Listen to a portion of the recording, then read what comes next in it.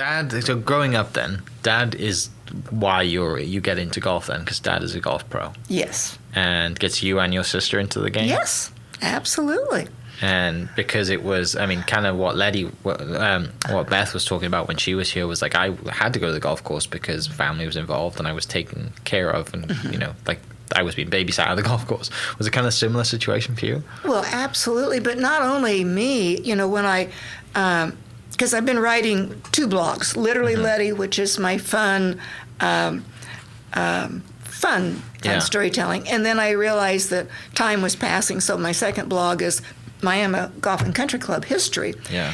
And when I began doing that and doing the research, which I just have, I brought a little paperwork here, but I have volumes at home, and I have people who've told stories.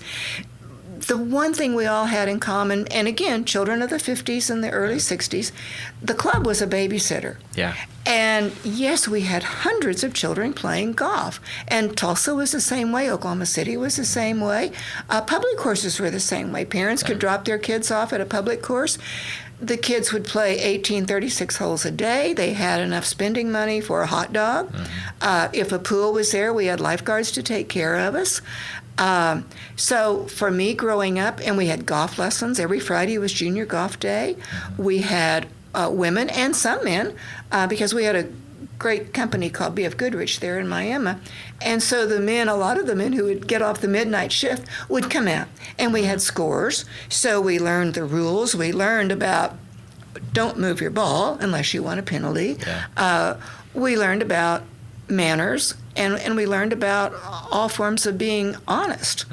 And that's because we had an adult with us at all times. So, yes, it was a babysitting place, but it was a family. We knew absolutely everybody, and everybody knew us, which meant, on the same hand, everybody knew you, so you were, as the pros' daughters, my sister and I will tell you, we were under the spotlight all of the time, anywhere we went. And my dad, being a golf pro, and my mother, both were highly vibrant, social people and loved to talk. So anywhere I went in town, like when I was older and I had my dad's race car, which was the Muntz, and anybody from the era of the 50s would know the name Mad Mad Muntz. He also went into stereos later on. But he built this car in 1951, and it was, I think he only produced about 100, and then he went bankrupt on that deal.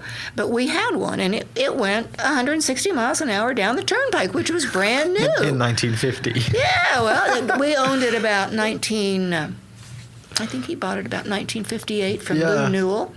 The car would go that fast.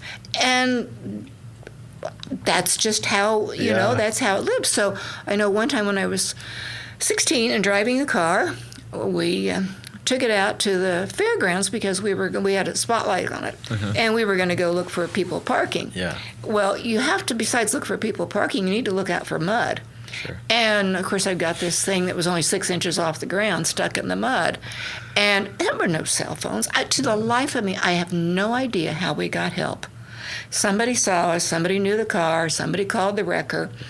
The wrecker came out, and he said, "Your dad will never know."